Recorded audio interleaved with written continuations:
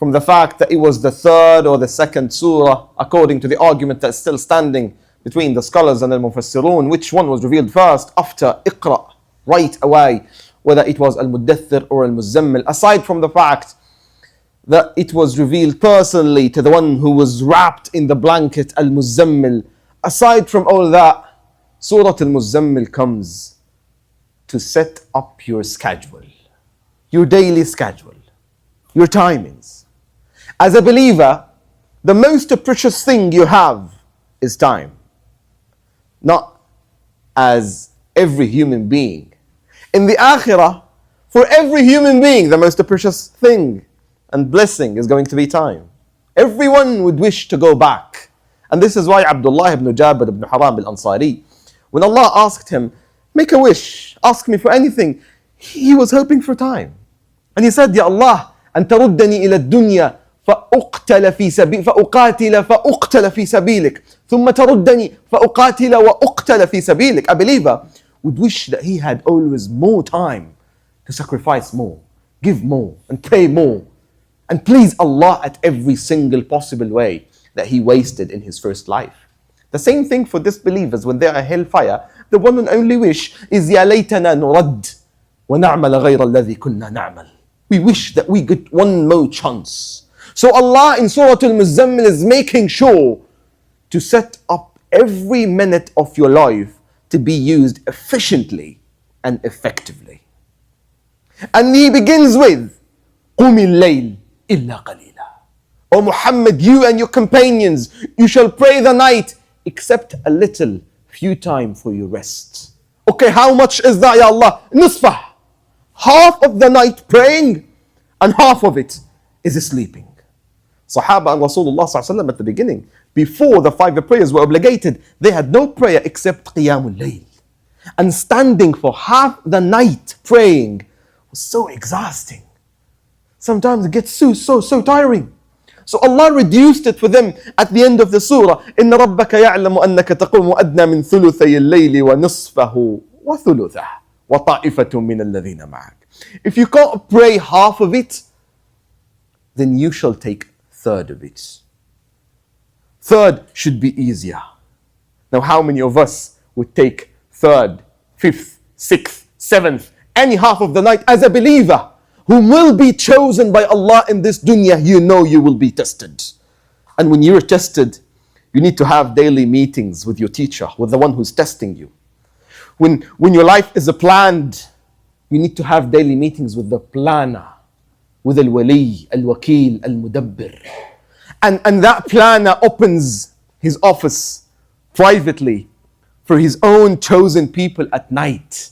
Of course, his door is open every day. إن الله يبسط يده بالليل ليتوب مسيء النهار ويبسط يده بالنهار ليتوب مسيء الليل. His hand and his door is always open, but there isn't a private VIP door that you have access to only at night.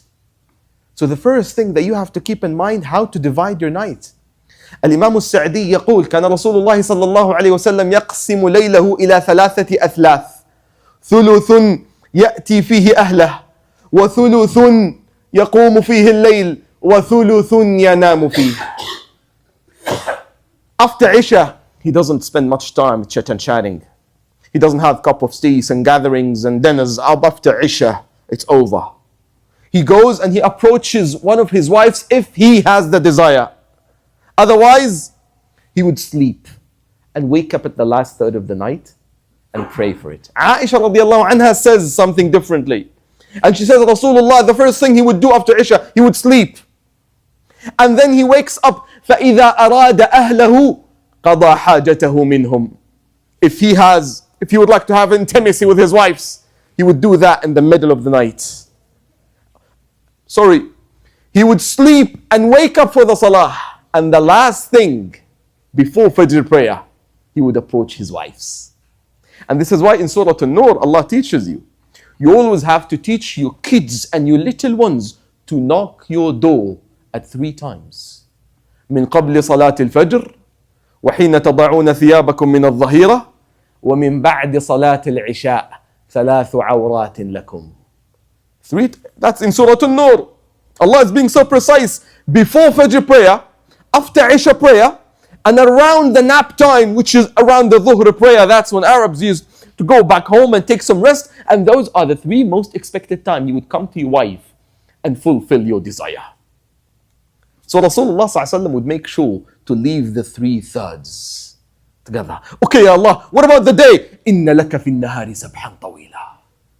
Days are for your dunya, for the sabh, to deal with people, to deal with your business, with your work, with all the headache of dunya that might disturb you. But you keep in mind, you will always find people around you. Look at the precise schedule Allah is providing. As you're going in dunya, you will find many people distracting you along the way.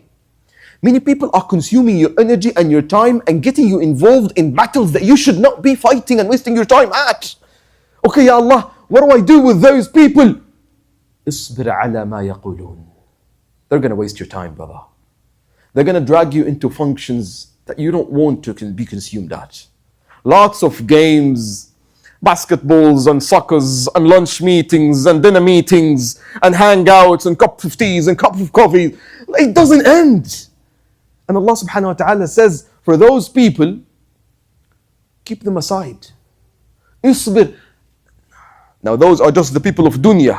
Some others will be attacking you, will be insulting you, will be dragging you away from the path of the haqq. اصبر على ما يقولون واهجرهم هجرا جميلا. Abandon them. Avoid them courteously, kindly, sweetly and beautifully. Always leave the door open between those who do not have the schedule of Allah subhanahu wa ta'ala and those true believers. وَذَرْنِي وَالْمُكَذِّبِينَ أُولِي النَّعْمَةِ. He described the deniers of the day of judgment with one description. أُولِي النَّعْمَةِ. الْمُكَذِّبِينَ. I would expect they are al-kafirin, al-dallin, al-fasiqin, al-taghin. No. There's one description of those people. أُولِي النَّعْمَةِ. They're people of dunya. All what they speak about is dunya. That doesn't mean every man of dunya is mukaththib. But every mukaththib is attached to dunya. You would wish to have someone of uli na'mah like AbdulRahaman ibn Auf. Someone who had all the wealth and na'mah like Uthman ibn Affan. Hang around those people who would teach you the meanings of generosity and connection and seeking the akhirah. But most of uli na'mah are attached to dunya, and all what they speak about are positions and fame, celebrities, real estate and business and money. And you need to avoid those people. And then suddenly Allah shifts your attention to the last day of judgment. يَوْمَ تَرْجُفُ الْأَرْضُ. It's like it's a totally different discussion. We were just talking about the schedule and al-mukaththibin, and suddenly يَوْمَ تَرْجُفُ الْأَرْضُ وَالْجِبَالِ. What is Allah referring to here? In the day that the earth and the mountain will be shaking, you need to be reminded and be taught the philosophy of taking advantage 5 before 5, before the last day of judgment comes. The philosophy that Rasulullah sallallahu alayhi wasallam planted the seeds in his Sahaba, and he said, اغتنم خمسا قبل خمس شبابك قبل هرمك وصحتك قبل سقمك وحياتك قبل موتك وفراغك قبل شغلك. And the last one, what is it?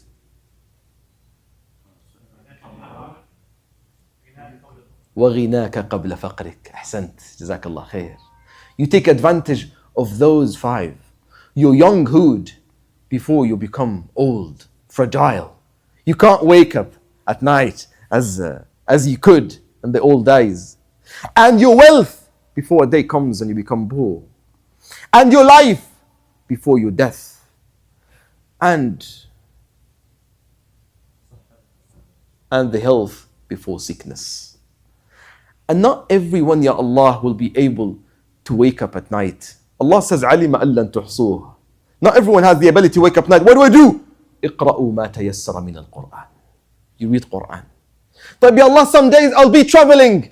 عَلِمَ أن سيكون منكم مرضى. Some days you'll have a flu. Sometimes you will be sick. You can't wake up at night. I can't apply that schedule that Allah has put. Some of you will be working 2 shifts a day. Some of you will be fighting for the sake of Allah and doing jihad. Okay, what do we do? فَقْرَأُوا مَا تَيَسَّرَ مِنْهُ. In other words, You may drop everything in your day, but the one and only thing that you cannot drop, and you don't have any excuse to not have it as a part of your day, is reciting the Quran. فَقْرَؤُوا. No matter what excuse you have, فَقْرَؤُوا مَا تَيَسَّرَ مِنْهُ. I ask Allah subhanahu wa ta'ala to allow us and give us the tawfiq and ability to apply that schedule on our daily lives. Ya Rabbi, Ameen. Barakallahu li wa lakum. Sallallahu sallam ala nabina Muhammadin wa ala alihi wa sahbihi ajma'in. Starting from tomorrow, inshallah, the iqamah will take place at 9:45. Barakallahu li wa lakum. Sallallahu sallam ala nabina Muhammadin wa ala alihi wa sahbihi ajma'in. Fajr stays as is, 6:15, inshallah, until the end of August. 15.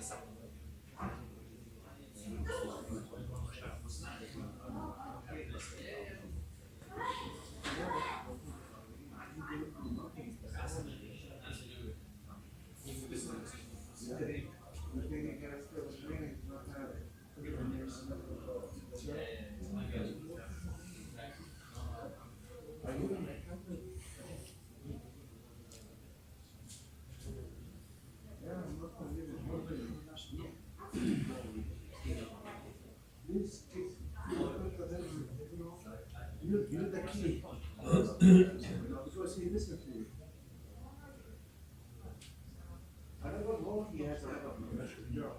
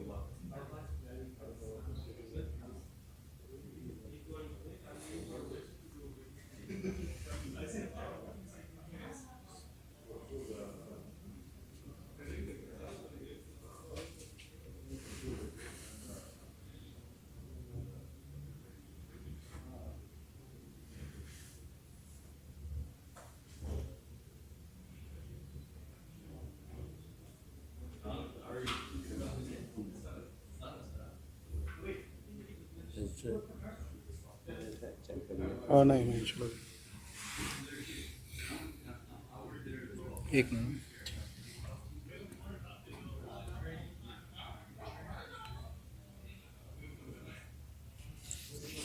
अपना तो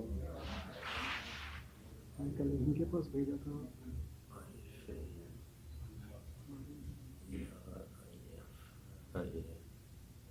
ये आपका number है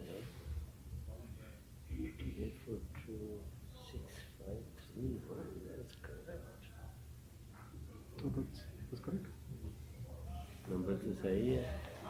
I sent it to you. WhatsApp पे भेजा WhatsApp पे भेजा आपने? WhatsApp पे भेजा मैं आपको मैसेज भी करा था।